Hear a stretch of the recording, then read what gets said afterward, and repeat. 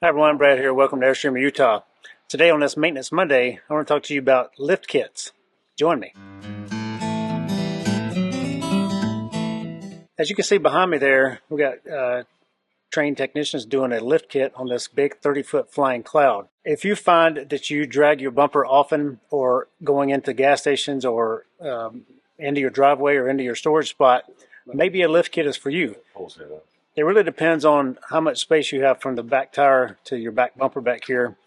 And the Airstream is built to withstand a little bit of dragging, but some people live in mountainous terrain like we do out here in Utah, so you may need a little extra lift kit.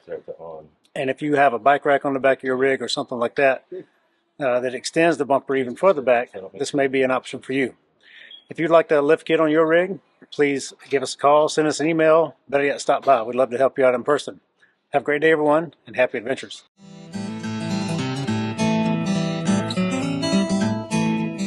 If you find that you've dragged your, if you find that you have dragged, if